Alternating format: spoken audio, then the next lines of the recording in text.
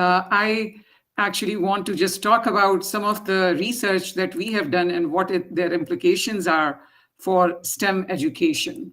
So let me start out by saying that this model of learning, where you think that you can pour knowledge into students' brains, does not work. So, in other words, teaching by telling is not really a good model of learning, because basically, whatever you tell them, bounces off the walls or just stays in their notebook, and very little gets processed in the brains of the students. So I wanted to put out a model of STEM learning that we should really be thinking about as STEM educators. And so one thing that we really need to think about is, what is the initial knowledge of our students? So what I have here, S of I, is basically, what do students know when they come to our classes? What kind of knowledge and what kind of skills do they already have? And what are the kinds of difficulties they are likely to have? And then we also have to think very carefully about, what is the final knowledge state of the student? What do we want students to be able to do at the end of a curriculum, at the end of a degree, at the end of a course, based upon the goals of those programs. And basically, if we think about the initial knowledge of the students and the final knowledge of the student, then we can really think about how to actually design our instruction in a meaningful way that takes students from this initial knowledge to the final knowledge based upon the goals of the course. Now, notice that it's very hard to know what students know at the beginning of the course or what they know at the end of the course, but you can give students some assessment both at the beginning and at the end, and the performance on those assessments will tell you something about what the students know. But of course, those assessment tools should be really good in terms of like reflecting what you really want students to actually learn, in order for them to actually give you a very good account of whether students have achieved those kinds of skills and the kind of knowledge you expect them to achieve.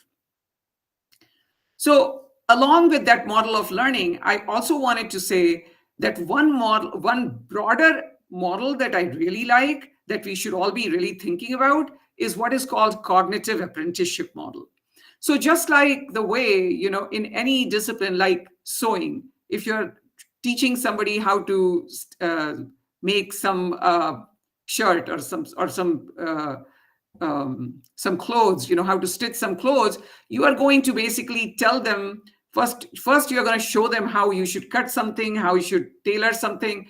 But then after you show them, you will tell them, okay, why don't you do these things? And when they do something wrong, you'll tell them, no, this is not how it works. It should be done this way. Oh, this was not the right order. This is the right order, etc. And then finally, as the person becomes better and better, then you are going to reduce the support so that they develop self-reliance. This kind of thing should also be done in STEM education. So we should first be modeling for our students how they should be doing problem solving, how they should actually be combining different pieces of knowledge to solve some problems. But then once we actually demonstrate for them and exemplify for them how to solve problems in STEM, then we need to actually provide them with opportunities to do it themselves. And when they are doing it on their own, then we need to actually provide them with scaffolding support. That means that what I mean by coaching and scaffolding is that we need to give students feedback and support to make sure that whatever they were actually not able to do themselves, they actually figure out how to do with our support.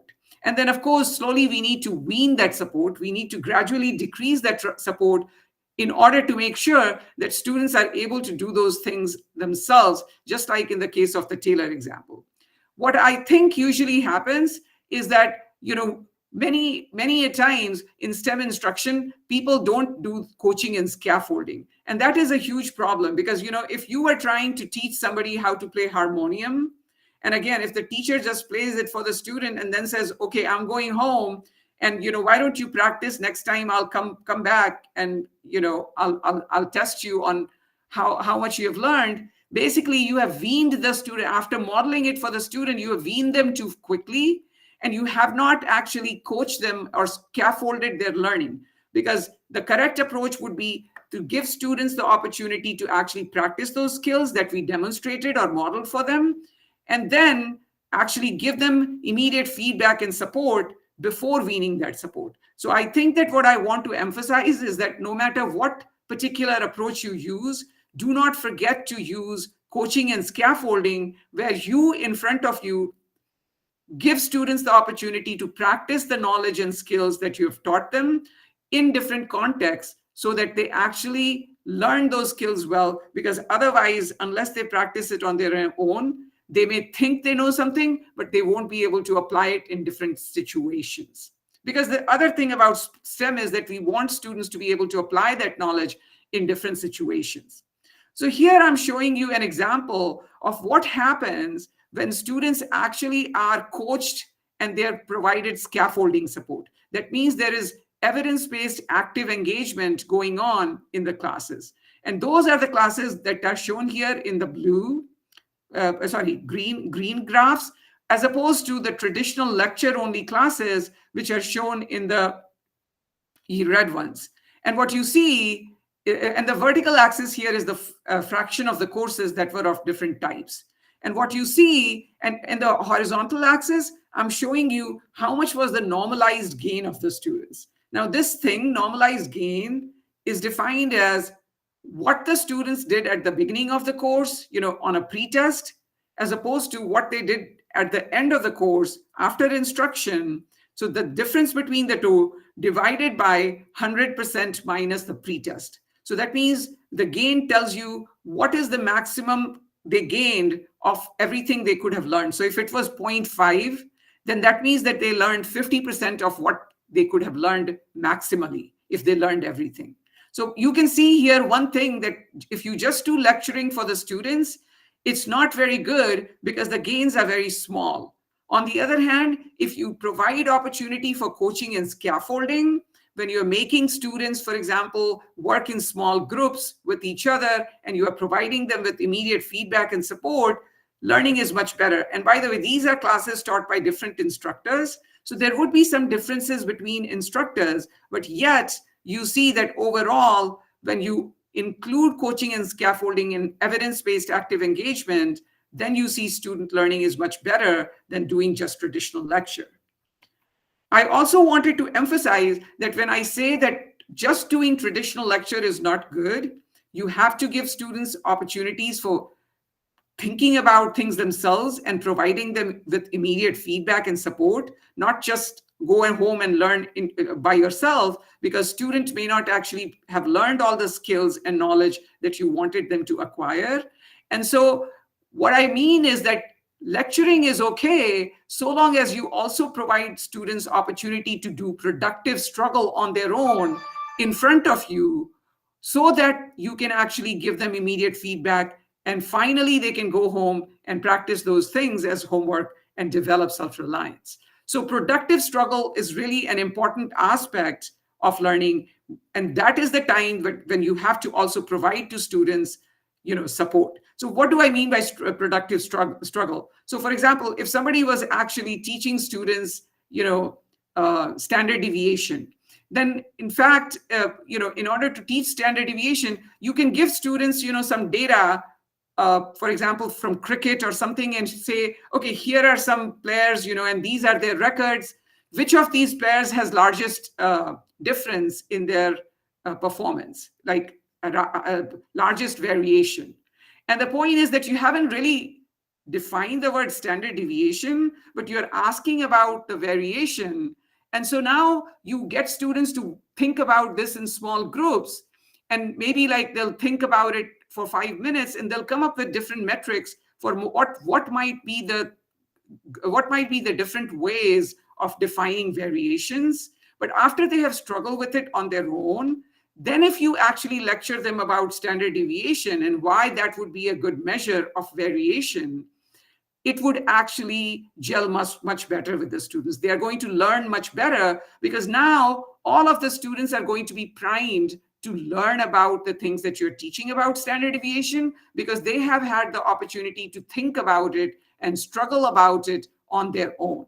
So making students productively struggle is a really important aspect of teaching and learning, and along with this productive struggle, it's okay to keep lecturing, you know, as part of the entire curriculum. So it should be integrated with those evidence-based active engagement activities in order for the lecture to actually be useful for everybody. So that's one thing I wanted to say. So now the other thing, my other point that I'm trying to emphasize here is the importance of making students work collaboratively. And I have done myself a lot of research in this area. And if anybody is interested, I can send you several papers from my own groups about how students working with each other can really be a useful tool for student learning. And because it provides opportunities to students for clarifying difficulties. And notice that, when students have learned about these things themselves, all at the same time, they understand each other's difficulty much better than the instructor. And also they are not afraid of asking each other or telling each other what their difficulties are. And so they can clarify each other's doubts much better than an instructor can oftentimes. Also, when students have to talk to each other, it keeps them alert on their toes. And because of this, they learn much better. And it also is a lot more fun to think about problem solving with the peers, right? STEM problem solving. Also, it encourages students to monitor their learning, self-monitor. Am I really understanding this? What did I not understand? And talk to their peers about those kinds of things. Also, when students actually talk to each other, it helps all students, even the students who might be ahead. When they have to articulate their thought processes to other students, it has to be clearly articulated, and it gives clarity to their own ideas. So everybody ends up benefiting from talking to their peers. And in fact, my own research shows that when you make your students work with other students, you see co-construction of knowledge. By co-construction of knowledge, I mean, if you had a problem that, say, for example, none of the students in a particular group were able to solve individually, when you put them together to work in groups, they are able to solve it. So that means that 1 + 1 is greater than 2 when it comes to collaborative learning in the context of STEM. I have seen this in the context of physics, at the introductory level courses, in the physics major level courses, and also at the PhD level courses. In all of those courses, we see that when students are given opportunity to work with other students, they are able to figure things out that students individually were not able to figure out. Now, you also have to remember that cognitive science says that your working memory that you use to solve problems is limited. You only have 5 to 9 chunks. But when you are working with another person, then you have twice as many cognitive resources. And so your cognition gets distributed. And this also helps you in terms of your cognitive load not going out of control. You're managing your cognitive load so that you are actually able to solve the problem. And also, 2 people together can actually clarify each other's difficulty and keep actually making progress on the problem that they otherwise wouldn't be able to do individually. So let me give you an example of a collaborative problem-solving research study that we did in a class. And this had 128 students. And the students were actually divided into 2 groups. And I'm going to only focus on one of these groups, this group in which students, IG means worked individually on some problems. And after they've solved them individually, then the instructor took all the individual work from the students, and then the instructor asked 2 students to work together as a group. And what you see is that individually students scored 55%, but when they worked with a peer, their score on those kinds of problems together, these are physics problems, became 72.5%. And again, if you look at what is the normalized gain here, it's 0.39, which is considered reasonably good. Now, what we also looked at was what happened in situations when neither student was correct. And what we found is that in situations in which neither student was correct and they were working with a peer, in 71% of the situation, they were not able to figure out the correct answer together. But in 29% of the cases, co-construction happened. So notice this is what I'm saying, what I was saying to you, that Two students, neither of them know how to do it individually, figured it out in 29% of the cases. And this is something, these are the data from introductory physics, but we have seen this happening in physics major courses and also in the PhD level courses. And of course, when one student is correct, then most of the time, students come up with the correct solution together. And of course, when both students are correct, they always converge on the correct answer. So group work is a really good way of helping students develop, critical thinking skills and also reasoning skills and things that actually are going to make them better problem solvers and independent learners. And as I said, co-construction of knowledge is something that we see all the time.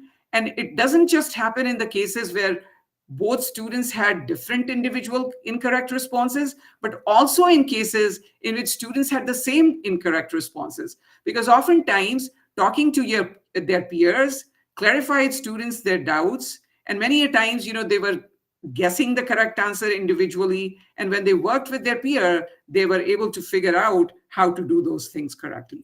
So I very strongly recommend you to have your students work collaboratively. By the way, these students who had worked individually and a control group in which there was no group intervention, they were actually asked to also solve similar problems 2 weeks later. And we see that the students who worked individually and they worked in a group and then worked individually 2 weeks later, their performance was 74%, which is very similar to their performance in the group. On the other hand, the control group, in which there was no group intervention, students got 58% the first time and 64% the second time, and the normalized gain is not as large as it is in the case in which students actually worked with other students. So this is a really great way to have students develop critical thinking and independent learning skills. All right, so now I'm going to move on to talking about another research study that we have done. And by the way, this is actually a research study on reflection and problem solving in the context of STEM learning. And so the point is that problem solving is a learning opportunity. So when students actually make some mistake in their problem solving, they should be thinking about what they did wrong and why they did wrong and how they will not be making that same mistake in the future, right? So problem solving should be a learning opportunity. Unfortunately, what we find is that if you don't give students some incentives to learn from their mistakes, then problem solving turns out to be a missed learning opportunity. In other words, many students will not use their mistakes to learn from them and make sure that they don't make those kinds of mistakes again. So the question is, what can we actually do to help students learn from their mistakes? Can we deliberately prompt them? Can we give them some incentives to correct their mistakes so that they actually learn from their mistakes? So that's what we did in this research study. And we have done this in introductory physics courses, and we have done it in advanced physics courses such as quantum mechanics. And I'm going to show you data from advanced physics courses such as quantum mechanics. But the point is, we have similar results in introductory physics. And if anybody wants to look at the papers, please email me and I'm going to send it to you. So the point is this, that what we decided was, like some students were in the comparison group or control group in which students were not given any grade incentive to correct their mistakes for some points back, 50% of the points back on their midterm examinations. Whereas the other students were given grade incentive to correct their mistakes on the midterm exams. And only after the students corrected their mistakes, they were actually given the correct solution. On the other hand, the control group or comparison group, students, as soon as they got their midterm exams back, they were actually given the correct solutions to those problems as well. Now, notice that in those cases, many of the students didn't even look at what the correct solutions were, even if they got, let's say, 50% or 60% on the or lower score on their exam. So let me actually just show you the results for this. So here, I'm going to show you the results for the comparison group. And this is the incentivized group in which students were given incentives to correct mistakes. And when I say pre, I mean these are the percentage scores of the students, and in the low group, medium group, or high group, for how they did the first time on certain kinds of problems. And post means how did the students do the second time when they were given similar problems on the final exam. And what you see is that in the comparison group, if you gave similar problems to the students who had not done well the first time, even though they were given the correct answer to those problems, they didn't improve very much. Here, you see medium group, hardly any improvement. Of course, for the high group, you don't expect much improvement. This is the total average score for all of these students combined. But when you look at this group where students were given grade incentives to correct their mistakes before you actually gave them the correct solution, what you see is that students who had not done well the first time, those who were in the low group, they actually improved significantly when second time they were given similar types of problems. For example, they might involve conservation of mechanical energy and conservation of momentum, or they might involve several quantum mechanics principles. Here, you see that the medium group also improves significantly. Of course, there's not much room for improving for the high group. So you can see that even giving students incentives to correct their mistakes can actually be very useful for those students who are really struggling. Because again, so for example, what am I saying? I'm saying that let's say that if students didn't do well on the quizzes or in the midterm exam, if you give them some incentive and say, I'll give you certain percent of your points back, if you actually marks back, if you correct your mistakes, let's say, you gave somebody 5 out of 10 on some problem and you marked somewhere saying there was some mistake somewhere. Now they went home and they have to struggle with their books and notes. They can open their books and notes and look at everything and figure out what they have done wrong. And so notice this is providing them with opportunity for productive struggle. Again, if students struggle productively and think about, where might I have gone wrong? They look at their books, they look at their notes, they're really constructing knowledge, they're thinking critically. And that is the time that they're actually learning. And when that happens, what you see is that students actually figure things out pretty well. By the way, this is not when they corrected their mistakes. Sorry, what I mean is that this is not the score that they got in their correction. In fact, most of the students had perfect scores when they actually corrected their mistakes, when they brought their thing back. And after that, they were given the correct answer. These are the scores on a later exam when all the books and notes were closed. And you can see that correcting the mistake really had helped students. In fact, students were much more likely to look at what they had done wrong, also in the correct solution that was provided to the students in this group as opposed to this group. In fact, we even interviewed some students who had not looked at and improved in this comparison group and asked them, why did you not look at the solutions that were provided by the instructor and improve upon those kinds of things? And some students said, oh, I don't like to look at the solutions if I do poorly, or I don't pay attention to the solution that the instructor provides because I don't expect those kinds of problems to come in the exam again. And I don't think that these are really good approaches, because we really want students to become good problem solvers, critical thinkers, and independent learners. And if you give students incentives to correct their mistakes, they are actually going to become much more reflective, and the productive struggle that they go through will actually make them much better problem solvers. So now I'm going to move on to talking about assessment of learning. And I wanted to say, like I said to you in the beginning, that you really need to think about where are your students at the beginning of your course or curriculum, and what do you want them to learn at the end of your course and curriculum. And when you are thinking about this, it's really important to have very clear learning objectives and goals.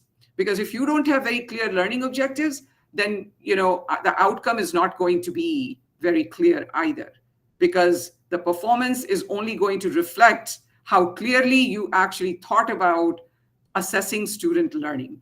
Because assessment of student learning also tells you how you should design your instruction and learning goals and learning objectives for the instruction to help your students learn.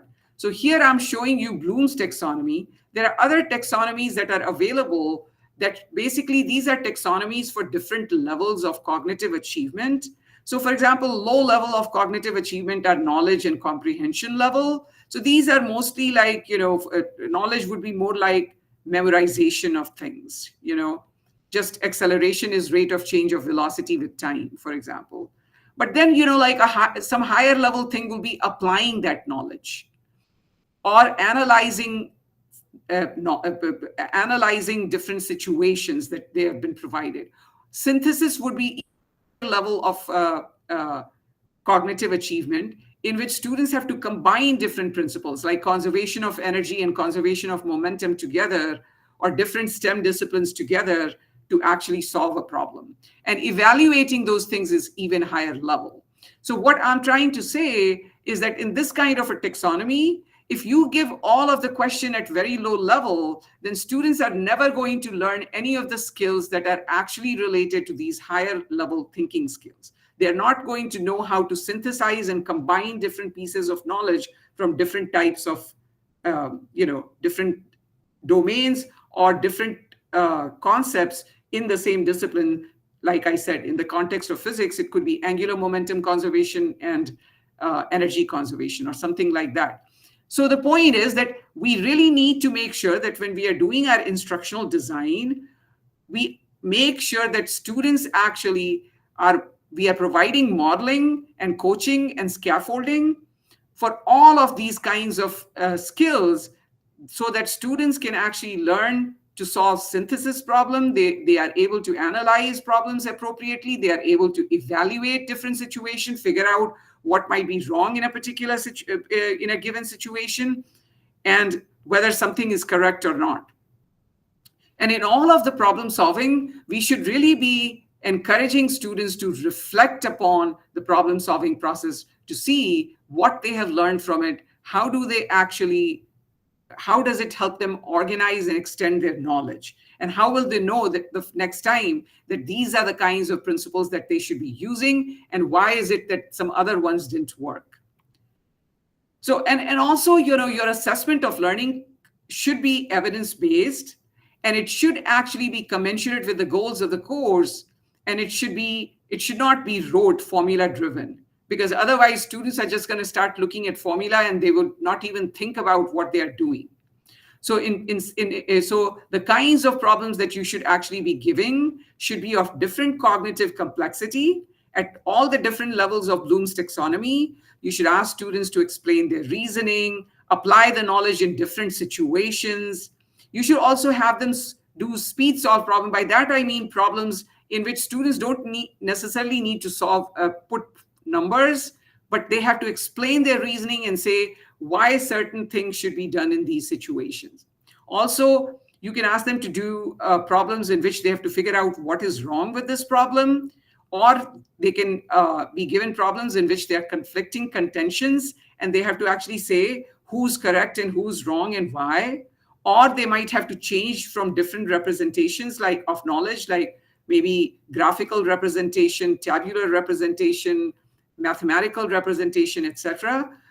You can give them different linked multiple choice questions, in which case in one problem they are asked for reasoning for the other one, for example. And these things can help you understand what students actually understood or didn't understand. Also, you can ask them to predict and explain and troubleshoot different tasks. Ranking task, where students have to rank different things, which one is larger than which one and which one is the smallest, or working back in some problem could be very good. And also asking them if something is meaningful or meaningless. I really also like to give students these minute papers, which are things that you can give at the end of each lecture, and tell them to write 1 minute summarizing what they have learned from it and what they would like to understand better.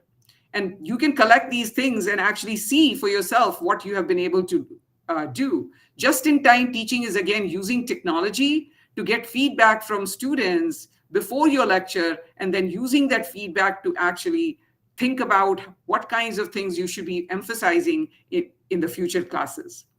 And I already heard about like clicker questions and think, pair, share. Notice that even if you don't have technology such as clicker, think, pair, share questions can be very good, where you can actually ask students some questions and you can ask them to think with the people next to them, whoever is sitting next to them, and you can ask always a different part of the class. What do you think about this? What do you think about it? And the good thing is that after the students have thought about whatever thing you are asking them, for example, two cars, a huge trailer truck collides with a small car.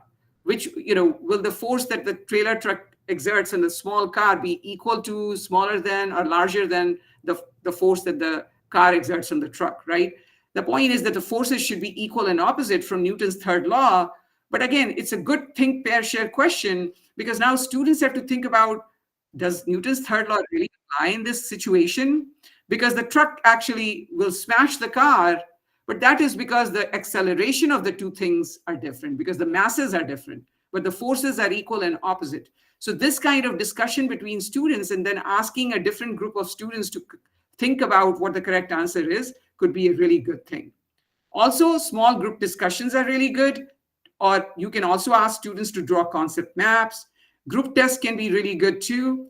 And also problem-based learning, which relate to real-life problems, that can be really good in STEM, where you can combine different domains together, can be very good too. I also wanted to emphasize some other things for the 21st century STEM education. For example, it's really important for us to think about how to actually provide quality STEM education and mentoring to those students who have traditionally been left out. These could be low-income student or women in STEM disciplines or rural students.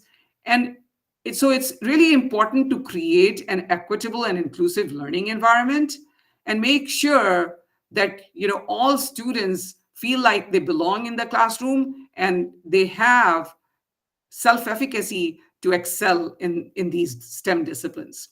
Also, it's really important. There's so many evidence-based tools that are available for STEM that are not really being used very much, but we need to really think about ways to incentivize and support faculty so that they can use these things. And also, as I said, cognitive apprenticeship model is a really important model that we should be using. And also, professional development for educators at all levels is really important. And I believe that this is a professional development workshop that you're having for STEM educators. So these kinds of things are really important. And it also gives educators a lot of new ideas to think about. And of course, it's really important to get buy-in from students. So when you're using evidence-based approaches with your students, it's really important to tell them that there is research that shows that when they do the thinking, that it is really going to help them. So active engagement methods should be made very clear to the students, because otherwise they'll say, why is this instructor making me think about these things? So you have to make it very clear that the other important thing is that when you are making them talk to their peers, notice that in this low stakes environment, they are also learning to communicate about science. And science communication and STEM communication in STEM in general is such an important thing. And this is a skill that we are not really teaching students. And so if we actually use active learning techniques in which students have to work collaboratively, and there is like positive interdependence and also individual accountability built into it by making sure that some part of the assessment is individual and some part of the assessment is group, it is going to also help them develop scientific communication skills, because at least in the United States, that is the skill that is being valued the most by the employer. The ability to actually communicate with other people, the ability to work in groups, the ability to solve general problems after people have been trained about some particular topic. These are the skills that the employers are valuing. And so those are the things that we really need to make sure our students learn. Also, It's very important to include contemporary topics in the curriculum and also make sure that students are actually familiar with real world application. If issues related to energy, environment, climate change, all of these things are so important, we really need to make sure that we actually include it in the STEM curriculum and also, involve some local things, whatever is going on around the classrooms, so that students will feel invested and they will see the real implications of whatever they are learning, as opposed to thinking of learning as something rote, because STEM education is very real. Also, we need to take advantage of exciting interdisciplinary area in STEM education. There's so many exciting interdisciplinary areas in which many different disciplines come together, and these are all very interesting and exciting, and these are the future. And so students need to be actually taught how to think in this interdisciplinary environment. Also, computation is really important. Use of technology and computation is actually something that we should be incorporating throughout our STEM curriculum, because these are tools that all the employers are expecting students to actually be familiar with, at least to some extent, even though they might actually get some in-job training. Also, we need to prepare students for non-academic careers. Many a times, STEM educators think that they are trying to clone everybody to be just like them, but that is not the case. A lot of students are actually going to get non-academic jobs, and it's also good to have connections with industries for internships and things, so that students again get some real life experiences with what they are going to actually do in various kind of industries. I cannot emphasize the importance of professional skills enough. By professional skills, again, as I said, oral and written communication skills are valued so much. And I feel like, since I was educated in India all the way till master's, I would say that these are skills that are so underemphasized, or at least when I was studying, it was very underemphasized. I think that this is something in which there is a lot more emphasis in the US. And I think that this is what could really help students, STEM students, students in India also. An ability to work in teams, leadership skills, because I feel like the core curriculum that I had learned in India was very strong in terms of like the concepts and things. But some of these professional skills, these were skills that were not really emphasized enough, like ability to work in teams, leadership skills, how to think big picture about some concept, how to ask questions, how to take measured risk, how to learn from mistakes and not give up. Because, mistakes are inevitable part of learning. Even Einstein said, if you haven't made mistakes, you haven't tried to learn anything new. But we need to make sure that we teach this to the students, that it's not like in 2 minutes, they should be able to solve problems. If they struggle and cannot solve the problem, that's all right. That's the way people learn. And also agility learning new things is very important. And as I said, technology should be used pedagogically. And it's really important to incorporate technology right now, because there are lots of good technological tools that are available, but they need to be used pedagogically. And there's a lot of research on how to use technology pedagogically. I have done myself a lot of research in this area, and if anybody is interested, I can send you some of my papers, because I don't have a lot of time. But in general, like, it's important to help your students learn to think like scientists and engineers, because this is something that students will actually take with them wherever they go for their next job. I also wanted to emphasize the importance of humanizing learning, because we need to be very empathetic and make sure that many students who come from a disadvantaged background, they might come from poor families, they might come from rural background, they may not have the same kind of advantages that the rest of us have. And in those cases, they might not feel like they fit in. And it's really important to make those students feel like they belong, to put them at the center and make them actually feel like they can do well in STEM also, and worry about and take care of all the concerns that they have. So I'm going to tell you a little bit about Kushagra, do I have a few minutes still? Yes, ma'am. You have a time. Okay, so I think that I'm going to talk about a research study that we did related to increasing students' self efficacy, sense of belonging, and intelligence mindset. And this was related to women in physics courses. By the way, we also, one of my colleagues did it in biology courses also, and I'm going to show you what happened in that course also.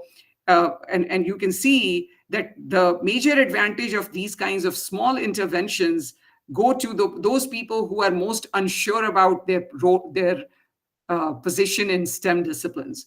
As I said, poor students or those who come from rural background or women in physics, people who have traditionally been stigmatized in these disciplines, people who have, and there are stereotypes about who belongs in these disciplines, who can excel in it.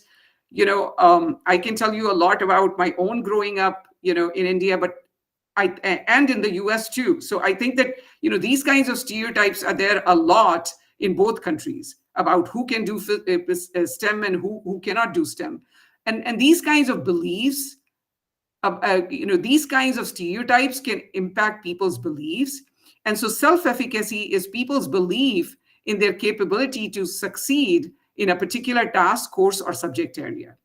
And self efficacy can impact students' persistence and engagement. And it can affect science course performance even after controlling for prior knowledge and skills. And it can impact students' time on task. And it can impact the effectiveness with which students engage with learning.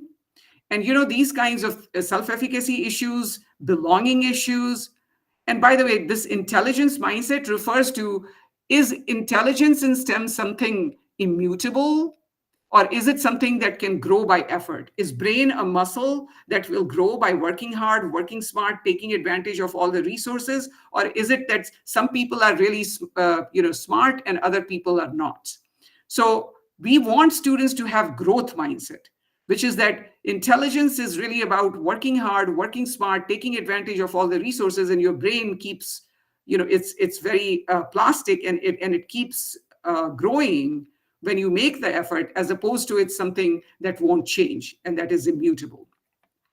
Unfortunately, if these kinds of issues are not taken care of, many students who come from disadvantaged background, like women in STEM courses, poor students, they might go into a negative feedback loop where they start worrying about these things. And notice that if your working memory is constrained by only 5 to 9 chunks, then if some of it is being robbed by the anxiety of the situation, then you have less cognitive resources for learning and problem solving and actually becoming good and developing those critical thinking skills.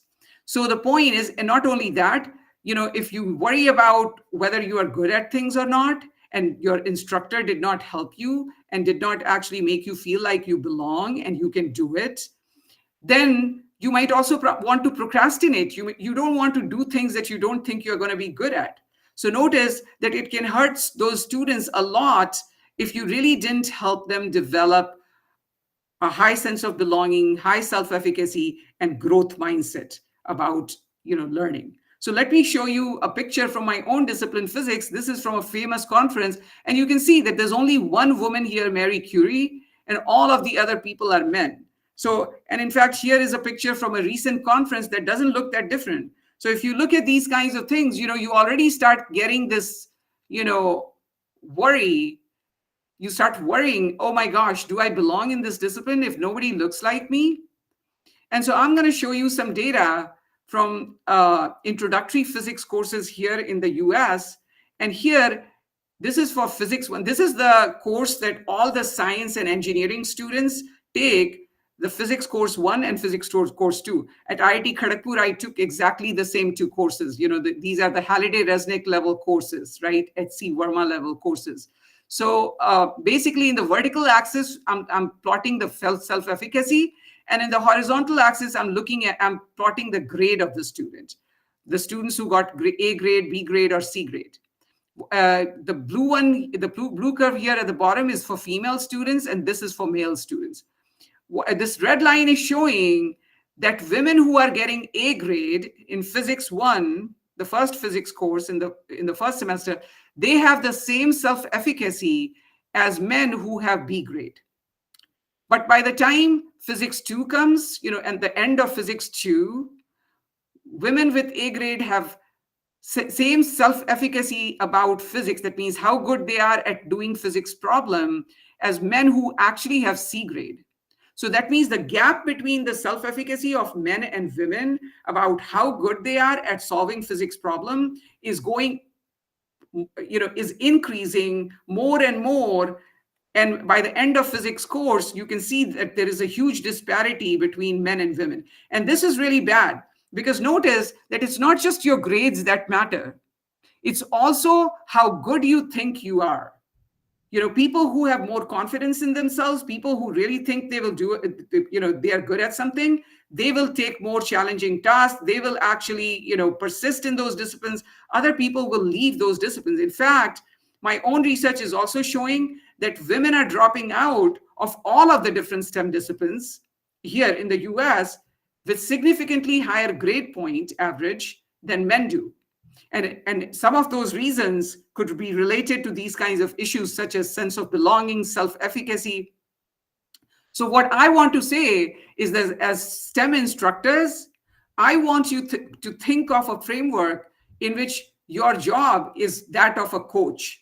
If you were trying to teach somebody, say, chess or soccer, you are not just going to teach, or football, you're not going to just teach them offense. By offense, I mean things like efficient problem solving, robust understanding, good knowledge structure. You will also teach them how to defend themselves, defense.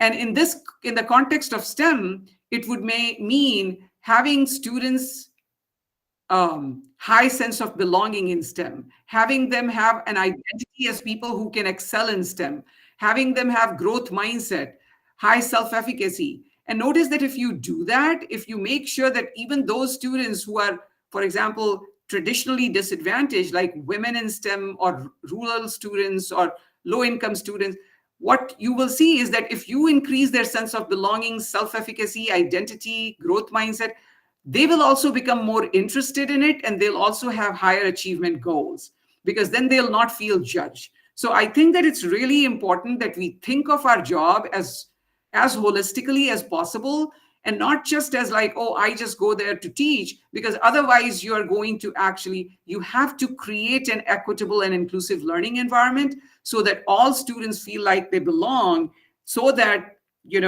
you don't have those kinds of gaps increasing, like I showed you, between men and women here. So I'm going to show you now a study that we did. And again, this is published. So if anybody is interested in the paper, I'm going to be able to send it to you. This is a short activity that happens at the beginning of the course. Okay. So it's a 25-minute activity. In this, 3 instructors participated. And these are huge courses with like literally 200 students each. And when I say recitation, I mean problem-solving groups. So what happens here is that in a class of 200 students might be divided into a group of 40 students each. And in that, those 40 students once a week for 1 hour will get together in small groups and solve problems, right? So what we did in that class at the beginning of the semester, like way at the beginning, was, the instructor said, the physics department wants to understand your concerns about being in this course. Why don't you write about the struggles, about what you're concerned about in terms of being here? And then what the instructor emphasized is that struggling is the only way to learn something new. So they should be proud of struggling, because that means that they are on their way to learning something new. So they should be doing challenging problems. They should be patting themselves on the back. And also the instructor said, me and my other colleagues also, we struggled too when we were students like you. And that's how we learned, because struggling and failing and not getting there is basically an integral part of being able to solve those problems. So do embrace those challenging problems. If you don't get it immediately, that's perfectly fine, because that's how you learn.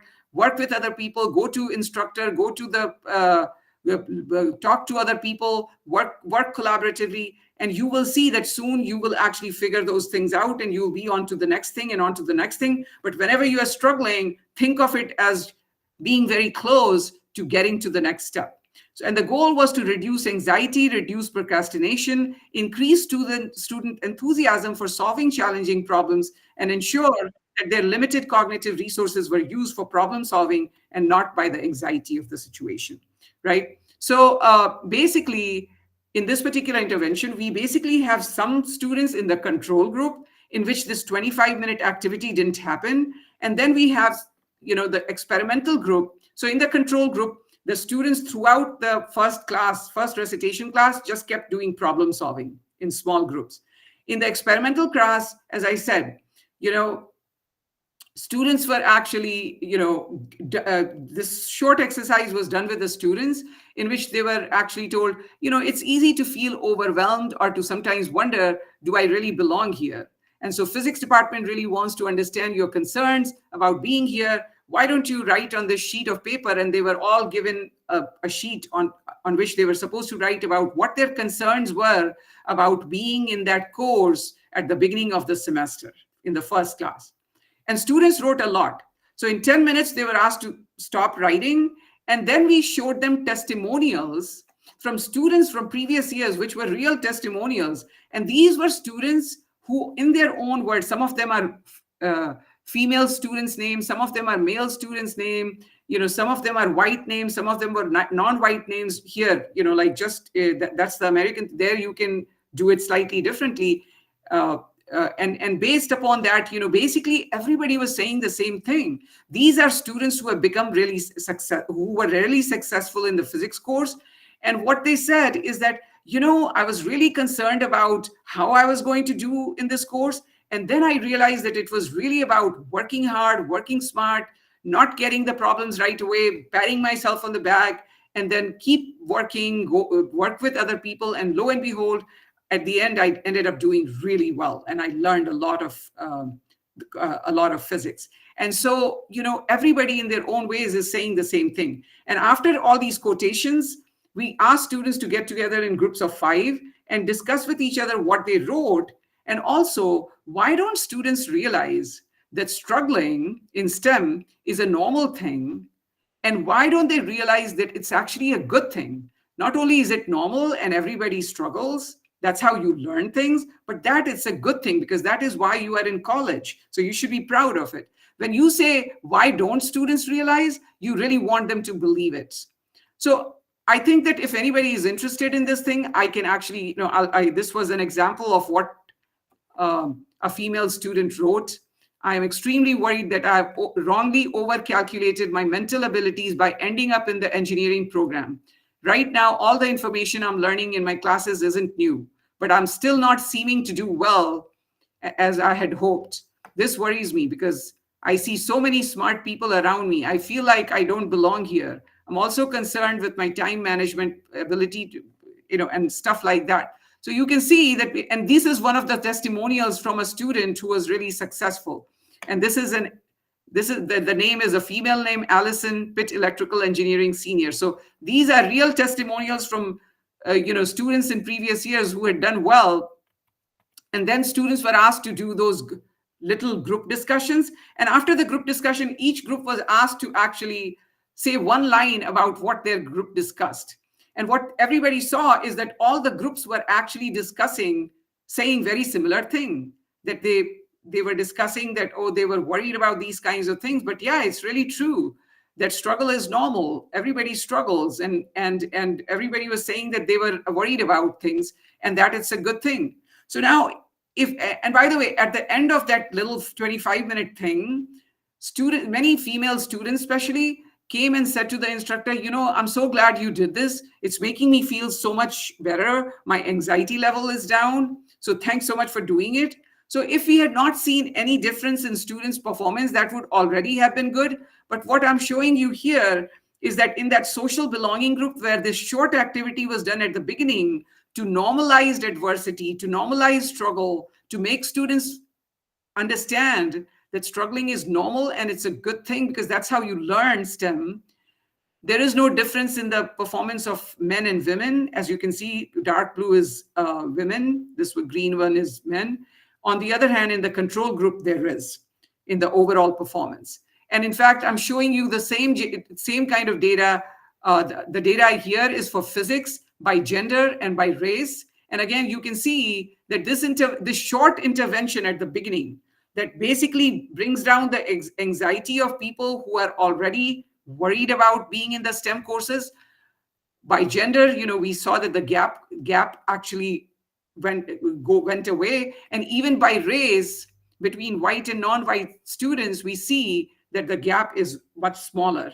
And the same kind of thing you see in the context of biology also, especially for the race.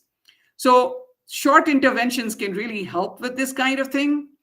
I also wanted to say that, in the pandemic, after the pandemic, we did 37 interviews with students. And one of the biggest things that we found was that students actually said that they really liked the classes of those instructors who actually connected with students in a very personalized way. So even if they spent 1 minute talking about how is everybody feeling, and they were talking about how they are feeling too, what is happening to their own family. So this humanizing of learning really made the students so connected with the instructors and with other students that they really never wanted to miss those classes. They always wanted to go to those classes. So that little thing, and the students said in those interviews that they would like to see this kind of thing even in the in-person classes, not just during the pandemic in the Zoom classes, but even in in-person classes. If the instructor was more human, if the instructor just came to the class 5 minutes early, connected with the students, asked them talk to them about how they were doing, other things, that would make them feel like they're talking to a human as opposed to somebody who's far away. So I think that this human aspect is really important. So there were many things we learned from the pandemic, but that was the most important thing that we learned. So I think at this point, I would actually like to stop and take any questions that you might have. Thank you.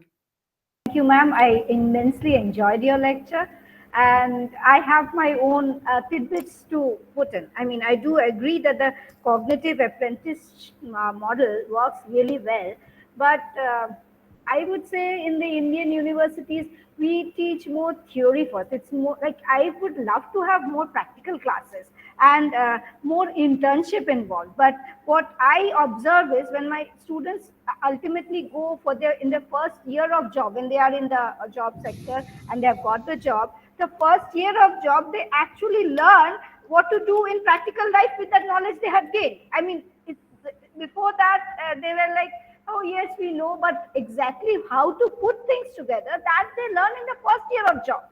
So I mean, is there any way, the Indian education system, is there any way we can have more of that stuff, like more internship, more stuff? Any ideas with that? So thank you so much. I think that even in the kind of constraints that you have, let's say that I was teaching a class that was really large, right? 100 students, a very, very, very large class. Even in that kind of a class, it's always possible to do some think, pair, share activities, right? I mean, like small activities. So internship is not possible in such a big class, right? And in those think, pair, share activities, like you can make students think about things, because otherwise what ends up happening is that, when the instructor says, are there any questions? The same student is always asking the questions and always answering all the questions, and everybody else is sitting quietly and basically they're not engaging with the thing. So you want to make sure that everybody is mentally engaged in the learning process. And in order to do that, when you actually say, okay, so I want all of you to think about, when a huge trailer truck hits a small car, which one exerts a larger force and why? When the entire class will burst into thinking, then ask a different group of students to actually answer that question. That in itself will be good. The other thing that I was saying that connects with real life is connecting it to, say, for example, as I said, relevant issues, energy, environment, climate change, those kinds of things, are so intimately related to STEM. They also make things real, because I have to say that a lot of times things are so far removed otherwise in terms of theoretical thing. As again, as you are saying, I got my education in India, so I know very well, and how it was. And actually, interestingly enough, I have to say, my children, actually did 2 years of middle school in India, because I sent them to a school in Bangalore, which was a boarding school for 2 years in middle school. That was the 7th and 8th grade, right? And then they came to the US for 9th, 10th, 11th, and 12th. It was so easy for them. Like 9th, 10th, 11th, 12th was so easy. But at the same time, they learned a lot, because all of those things, in the US, everything is so collaborative and group work. They kept saying, Mom, I don't have any work here. Whereas in India, every time I would talk on the phone, they're like, oh my gosh, Mom, I have to wake up at 5:45 in the morning all day. I have work, this, that. So there was so much theoretical work they had done in 7th and 8th grade that like 9th, 10th, 11th, and 12th, they just kept coasting without doing much effort. But actually 9th, 10th, 11th, all of those 4 grades, they learned a lot, because everything was collaborative. But in terms of homework and stuff, they really never did much at all. So I'm just saying that, and those experiences like in India might have helped them, but I think that the US experiences were even more helpful, because they were doing a lot of real life things. They were trying to make robots, they were trying to, just lots of activities. So now you might say, how will I give experiences like that to my students? Maybe you won't have like lots of activities with gadgets and things, but I think that even in the context of like theoretical things, if you think about their applications that are very relevant and real to the local context, those things would still be very good. And I think that students definitely need to be actively engaged in the learning process, because otherwise, if you only have conversation with those 2 students who are asking and answering all of the questions, then they are the ones who are learning and everybody else is disengaged. And that's not what we want to do with our students. Thank you. So, yeah, Manish, you can ask. Okay. Thank you, madam, for your informative and elaborative lecture. And thank you for the organizer for giving us the opportunity to listen a speaker like you. We are very thankful to listen you. Here is my question. My question is, ma'am, so I'm a physics teacher in the engineering. So rather than a question, I would like to get some suggestion from your side. If I found that the student in my class did not study properly the physics in the previous class, and they are not okay to study the engineering, but anyhow they got enrolled in the class, then what I can do for them? That this is also an excellent question. And I would say that the diversity in student preparation in our classes definitely has increased. And this is something that we should keep in mind. One good way, if a student is in your class, most likely they are supposed to have had the prerequisite stuff, right? But the thing is, the prerequisite knowledge is so vague that it's possible that, they still really don't have all of the prerequisite knowledge, even though, on paper it looks like they do. I would say that the best thing to do is to take advantage of technology. And, there's lots of self-paced learning tools available. So by self-paced learning tools, I mean, things that students can do outside of class, right? And so you can actually assign a lot of things to students that they can do outside of class that kind of get students on the same page. And that way, even a flipped lecture, a lot of people are now doing flipped lecture. The good thing about that is that students can stop, rewind, and do a lot of, go over the same thing several times. Not only that, if you're doing flipped class, you should definitely also test students on some of those things outside of class. There should be some questions that they should be asked, maybe in a multiple choice format or something, so that students can see whether they really understood something or not. The good thing about that kind of thing is that, if a student wants to take 2 hours to understand something that, will take somebody only half an hour or 15 minutes, that's fine. Because the student who's not as prepared, will take more time to do those things. And then when they come to the class, you can put students to work in small groups. And again, working in small groups is a really good thing because it helps all students. And again, I can send you a paper if you send me an email, because we have seen that in collaborative group problem solving, if you put students in groups, even if one student had, initially was really ahead of the other students, all the students end up benefiting from that collaborative work. But of course, the group work should actually have problems that are quite challenging and real life context, so in other words, students have, so I like to give context rich problems to students in the collaborative group problem solving, so that all students have to first think about, what is this question even asking? What's this question asking? What do I have to do? Like the question could say something like, you are going down an inclined road and a child is crossing the street and you hit the brake and you stop. But the policeman behind you thinks that you are speeding and gives you a ticket. You are very upset because you didn't think you were speeding. So you look at the speed limit on that road, you measure the coefficient of friction, you actually measure the length of the skid mark. And now the question is, should you fight the court case? Now, notice that, should you fight this case in the court? It's really about what was your initial speed there, right? And so you have to use equation of kinematics to figure out, what was your initial speed if you know the coefficient, if you know the acceleration, deceleration, because you measured the coefficient of friction, the inclination of the road, you measured it. But it's more interesting, and students start to work with other students. There are lots of problems like this that have been developed, and these questions actually get students thinking about some real life situation, and they have to even formulate what they need to do.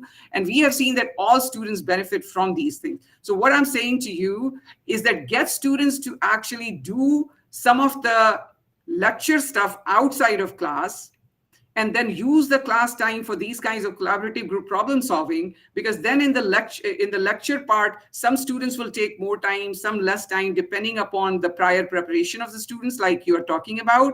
And then in the class, when students are working, they can teach each other a lot of things, and you just have to go around and facilitate the process if they're stuck and get them unstuck.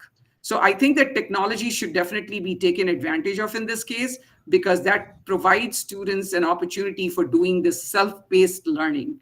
Because what you're describing really requires some students to spend more time, some students to spend less time. But then in the class, you have to do something that helps all students. So that's why those active learning exercises will help all students if they are actually prepared with all those lecture videos that you had posted and all those questions that you had asked before. So notice that you have to ask some questions, and you have to grade them on that also, in order for the students to have watched the video before they come to the class. Thank you, ma'am. So yeah, so it's Thank the you. last of the session. So we can take only one more question from Sir, Babita. I want to ask one question from ma'am. Please. Okay. Hello, ma'am. Ma'am, my name is Rakhi Savlani, and in our college, we have made our BA trainee students to integrate mandala art in STEM learning. So, ma'am, I understand that we can make, whenever we are publishing our study in some journal, we make the study more quantitative in nature, because nowadays it is a trend to make our papers heavily loaded with quantitative analysis. But ma'am, as you say that STEM education gives quality in education, so apart from publishing the drawings made by students in the journals, whenever we are publishing the paper, how can we enhance our paper through the qualitative data apart from publishing the drawings and other things? That's a really great question. And I would say that there are different journals that actually focus on different kinds of things. So while I agree with you, Raki, that some people actually emphasize quantitative Yes, data. ma'am. But the point is that I do agree with you very much that, qualitative data, like, for example, drawings from the students and things, are extremely valuable, because they give insight into what your students are actually able to do, and how much critical thinking they have, or Yes, ma'am. those sorts of things. So those are extremely valuable tools. I think that, there are some journals that actually emphasize those kinds of things also. And I feel like now there is a trend where people are understanding the value of having both qualitative and quantitative data. So I think that more and more journals are opening up to actually accepting that those kinds of data are also very valuable as opposed to just focusing on quantitative stuff. So I think that you should keep up your good work. All the best. Yes, ma'am. Thank you.